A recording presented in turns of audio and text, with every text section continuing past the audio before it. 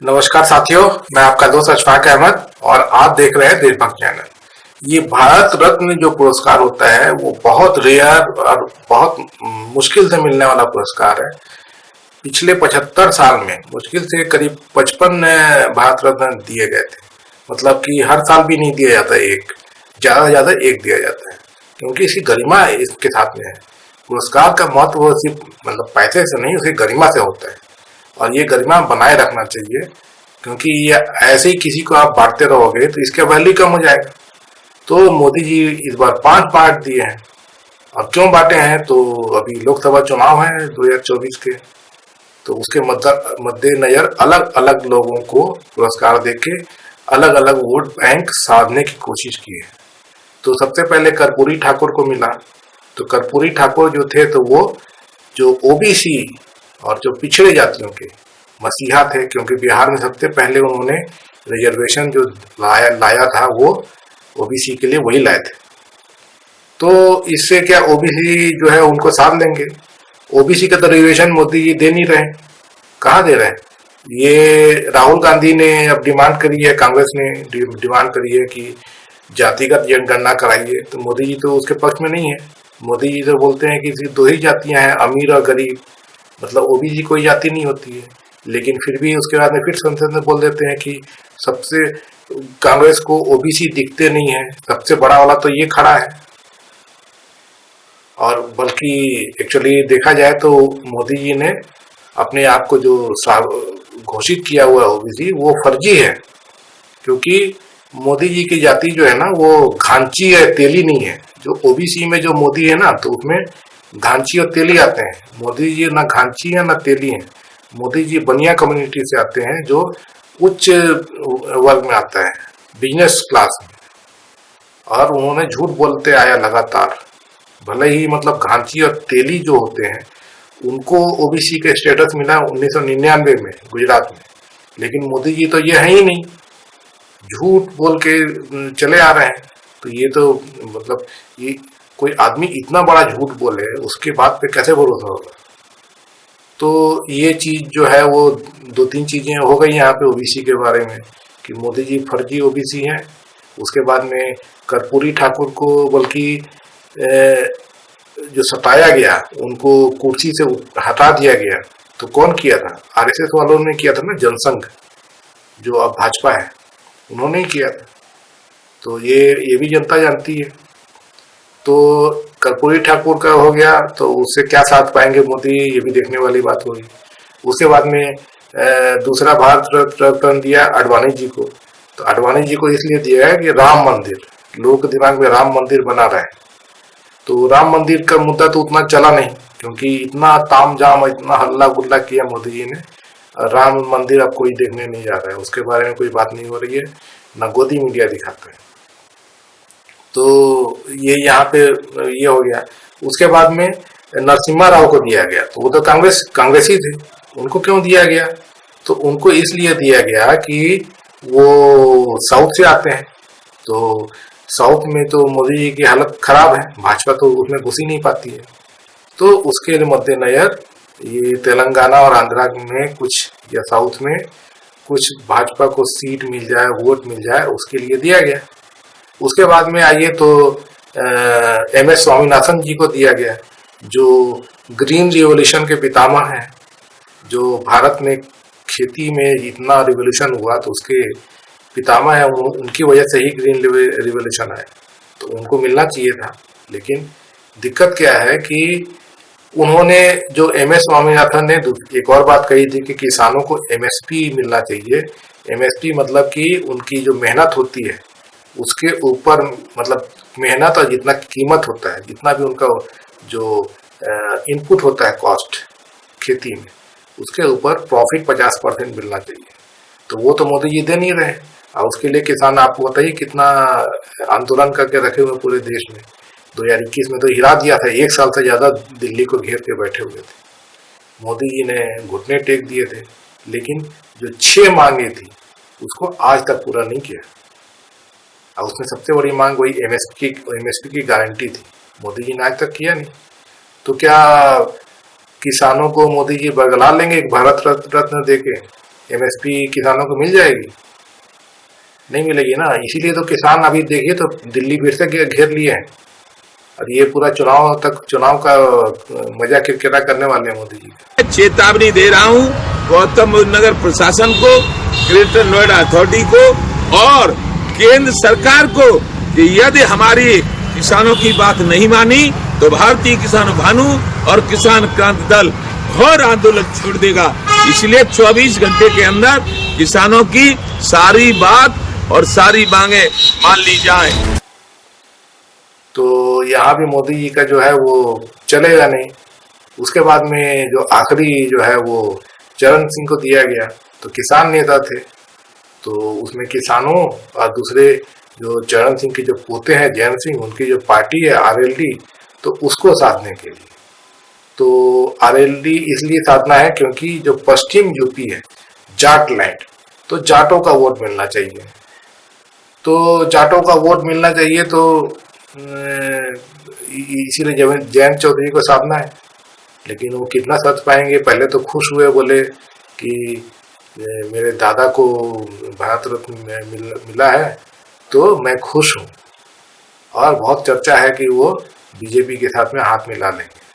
लेकिन अभी आज एक और ट्वीट आया कि जो 700 किसान मर गए उसका क्या, तो मतलब कि अभी भी बात बनी नहीं है लगता है। तो ये पूरी बात हो गई। जो मोदी जी ने इतने सारे 5-5, हो सकता है कि अभी और आ जाए, 1 साल के अंदर इतने सारे भारत रत्न देने का क्या मकसद है?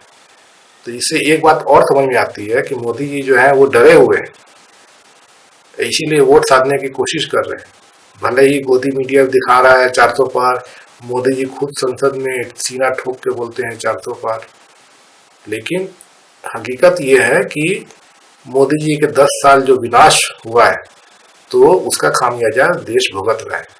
महंगाई की मार लगातार चले आ रही है, और उसकी वजह क्या है महंगाई की? कि मोदी जी ने जीएसटी इतना लाद दिया है हर चीज पर, खाने पीने की चीज से लेके जरूरी सामानों तक, जो पहले नहीं था।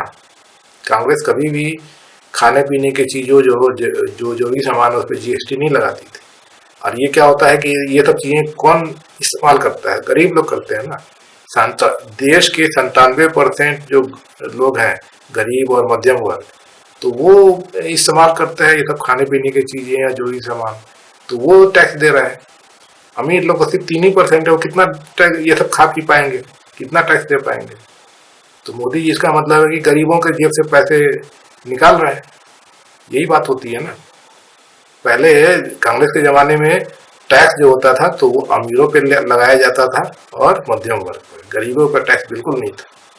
अब मोदी जो है पूरा गरीबों से ही टैक्स वसूल रहे हैं। तो ये जनता को दिखता है, उसी का नतीजा है महंगाई। तो महंगाई, जीएसटी हर चीज पर, गैस, पेट्रोल, डीजल, ये इतना महंगा कर दिए। सिलेंडर जो है 400 रुपये का होना चाहिए तो 1200। पेट्रोल जो है सस्ता होना चाहिए था, खुद बोलते थे 35 रुपया, आज 100 पार कर दिए। डीजल भी 100 पहुंच गया। तो जनता कब तक झेलेगी?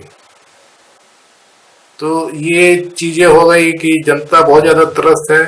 मोदी जी डंका पीटते रहते हैं 5 ट्रिलियन इकोनॉमी, विश्व गुरु, वो सब देखिए उसके जस्ट उलट है देश का हालत। रोजगार मिल रहा है, कहाँ रोजगार मिल रहा है? बेरोजगारी चरम पे है। आज जो है पढ़ा लिखा युवक जब आता है, बाहर आता है नौकरी ढूंढने के लिए, आधे से ज्यादा जो है उनको नौकरियां नहीं मिल रही है। सरकारी नौकरियां बंद हैं, और सरकारी नौकरियों में कमी भी हो गई क्योंकि अडानी को मोदी बेचते चले जा रहे हैं सरकारी उपक्रम। तो अडानी तो सबसे पहले नौकरी से बाहर कर देता है सबको, तो नौकरियां वहां जा रही हैं। और जो बची हुई हैं तो वहां भी भर्ती कहाँ होता है? रेलवे में 5 साल तक भर्ती नहीं हुआ है, एक भर्ती नहीं हुआ रेलवे में पिछले 5 साल। और वैसे ही शिक्षा में भी जो है तो वो सिर्फ जो डेली वेज पे जो काम करते हैं उस तरह से काम चलाते हैं। ये टेम्पररी जो टीचर होते हैं, सरकारी नौकरी कहाँ देते हैं मोदी? और भी हर जगह जो होता है तो वहाँ पे नौकरियां नहीं है। अब प्राइवेट तो आप देखिए इन्वेस्टमेंट है ही नहीं देश में। जो देश के जो धन्ना सेठ है तो वो पैसे बाहर लगाते हैं, देश में नहीं लगाते हैं, क्योंकि देश में खपत ही नहीं है, खपत तो एकदम घट गई है। अब कार का देख लीजिए, कितनी कारें बिकती हैं, सिर्फ लग्जरी कार बिकती है क्योंकि अमीरों की आमदनी बढ़ रही है। जो छोटी कारें होती हैं तो उनका तो देख लीजिए, 2016 के बाद से जो कार का जो सेल है वो तो कम होते जा रहा है। कार तो छोड़ दिए, स्कूटर मोटरसाइकिल का सेल जो है 2018 में जो था, आज उससे कम है।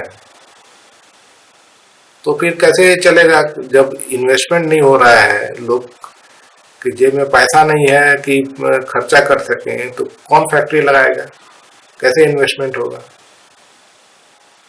तो ये बड़े बड़े ज्वलंत मुद्दे हैं। बेरोजगारी चरम पे है, महंगाई चरम पे है, और उसके ऊपर से घोटालेबाजी। फिर मोदी जी का जो चेहरा है, बोलते हैं कि ना खाऊंगा ना खाने दूंगा, लेकिन जितने भी खाने वाले हैं सब भाजपा में ले लिए।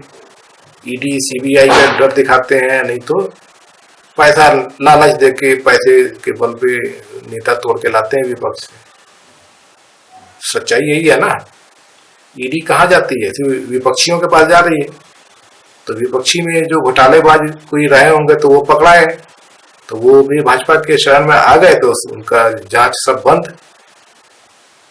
और जो विपक्ष में नेता है तो उनके ऊपर में डेली ईडी जाती है, मिलता कुछ नहीं है, लेकिन ईडी जाती है।